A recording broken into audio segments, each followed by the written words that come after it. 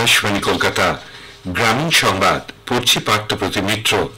লোকসভা নির্বাচনে নজরদারির জন্য পশ্চিমবঙ্গে নিযুক্ত বিশেষ সাধারণ পর্যবেক্ষক অলোক সিনহা আজ রাজ্যে এসে পৌঁছেছেন। আর সকাল 10:45 নাগাদ শহরে এসে পৌঁছান তিনি। বিশেষ পুলিশ পর্যবেক্ষক অনিল কুমার শর্মা আজই শহরে আসছেন। নির্বাচন প্রক্রিয়া যাতে অবাধ ও শান্তিপূর্ণ থাকে তা নিশ্চিত করাই হবে এই পর্যবেক্ষকদের মূল দায়িত্ব। পর্যবেক্ষক অনিল কুমার শর্মা আজই রাজ্যের মুখ্য নির্বাচনী আধিকারিক আরিজ আফতাবের সঙ্গে সাক্ষাৎ করবেন।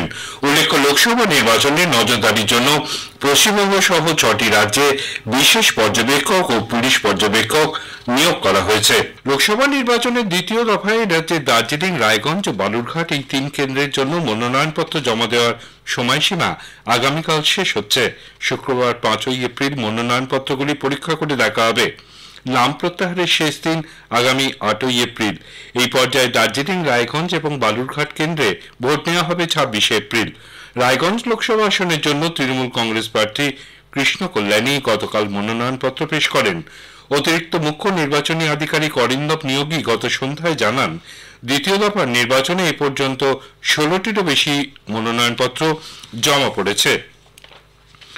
জলপাইগুড়িতে ঝড়ে ক্ষতিগ্রস্তদের ত্রাণ সামগ্রী বন্টন নিয়ে সমালোচনার মধ্যেই প্রশাসনের তরফে খাদ্য সামগ্রী, বস্ত্র সহ অন্যান্য প্রয়োজনীয় জিনিস পরিবারগুলিকে পৌঁছে দেওয়া হচ্ছে। জলপাইগুড়ির জেলা শাসক শামা পারভিন, জেলা পুলিশ সুপার KU গণপত সহ পুলিশ ও প্রশাসনের কর্মীরা এদিন সকালে ঝড়ে ক্ষতিগ্রস্ত এলাকায় যান। বাড়ি বাড়ি গিয়ে রান্নার স্টোভ, কড়াই, চাল, তেল, নুন, চিনি, মশলাপাতি, কাপড়, কম্বল, মশারি তুলে দেওয়া হয়। বার্নিশ ও পুটিমারি এলাকাতেও চলছে ত্রাণ সামগ্রী বন্টনের কাজ। দক্ষিণবঙ্গের জেলাগুলিতে আজ থেকে 3 দিন তাপ প্রবাহের সতর্কতা জারি করেছে আবহাওয়া দপ্তর। পশ্চিমের জেলাগুলিতে দিনের সর্বোচ্চ তাপমাত্রা স্বাভাবিকের 4 থেকে 5 ডিগ্রি পর্যন্ত উঠতে পারে। বাকি জেলাগুলিতে আগামী 4-5 দিন সর্বোচ্চ তাপমাত্রা স্বাভাবিকের 2 থেকে 3 ডিগ্রি ওপরে থাকার সম্ভাবনা। কলকাতায় দিনের সর্বোচ্চ তাপমাত্রা রেকর্ড করা হয় 36.7 ডিগ্রি সেলসিয়াস, স্বাভাবিকের থেকে 2 ডিগ্রি বেশি। আর সকালে সর্বনিম্ন তাপমাত্রা রেকর্ড করা হয়েছে স্বাভাবিকের 3 ডিগ্রি ওপরে 28.5 ডিগ্রি সেলসিয়াস। মুর্শিদাবাদের জঙ্গিপুরে আঞ্চলিক পরিবহন দপ্তরের দাবি মতন টাকা না দেওয়ায় বেআইনিভাবে মৌমাছি পালকদের গাড়ি আটকে রাখার জন্য 14,000 মৌমাছির মৃত্যুর অভিযোগ গতকাল বহরমপুরে বিক্ষোভ দেখান মৌমাছি পালকেরা। অভিযোগ, গত 29শে মার্চ লালগোলা থেকে উত্তর দিনাজপুর যাওয়ার পথে রঘুনাথগঞ্জে ব্রিজের কাছে ওভারলোডিং এর কারণ দেখিয়ে মৌমাছি ভর্তি 3টি গাড়ি আটক করেন আঞ্চলিক পরিবহন দপ্তরের আধিকারিকেরা। তাদের দাবি মেনে 50,000 টাকা না দিতে পারায় গাড়িগুলি আটকে রাখা হয়।